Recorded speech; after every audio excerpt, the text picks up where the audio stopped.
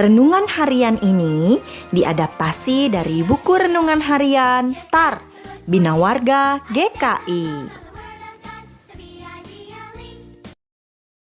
Emmaus.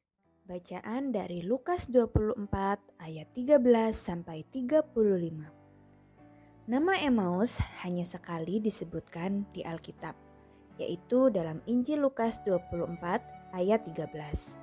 Tidak seperti Yerusalem atau tempat lainnya. Tapi di sini sesuatu yang indah terjadi.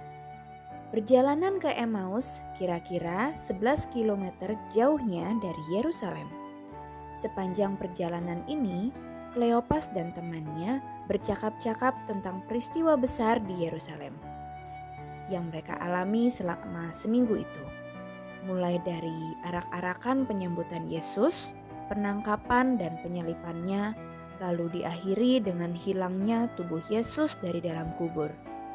Banyak orang pasti sedang membicarakannya, apalagi para murid. Mereka pasti masih sedih dengan apa yang mereka alami.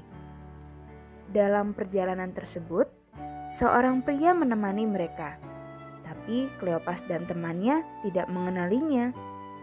Saat pria itu bertanya tentang apa yang terjadi, Kleopas panjang lebar menjelaskan apa yang telah terjadi kepada gurunya. Pria itu menegur mereka dan menjelaskan apa yang tertulis tentang Mesias dalam seluruh kitab para nabi.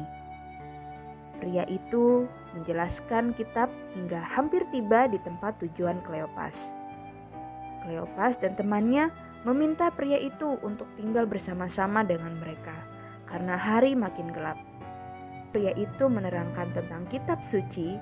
Mereka yang tadinya murung dan sedih menjadi berkobar-kobar mendengar pria itu. Pada akhirnya mereka terkejut dan menyadari pria itu adalah Yesus. Adik-adik, peristiwa perjalanan di Emmaus mengingatkan kita untuk selalu menyadari bahwa Tuhan Yesus selalu bersama-sama dengan kita dalam masa bahagia dan masa sulit sekalipun. Mata kita tertutup karena hanya melihat kesulitan yang kita miliki, sehingga tidak bisa melihat dengan jelas penyertaan Tuhan dan ada pengharapan di dalamnya. Mulai saat ini, adik-adik, yuk mari kita buka hati dan terus berharap penyertaan Tuhan setiap hari, dalam masa bahagia dan masa sulit sekalipun. Yuk adik-adik kita berdoa. Bapa di surga, terima kasih karena Tuhan Yesus tidak hanya menemani kedua orang murid menuju Emmaus, tapi Tuhan Yesus juga menemani dan menyertai di sepanjang hidup kami. Tolong sertai kami selalu ya Tuhan, kami mau terus berharap padamu. Di dalam nama Tuhan Yesus kami berdoa. Amin.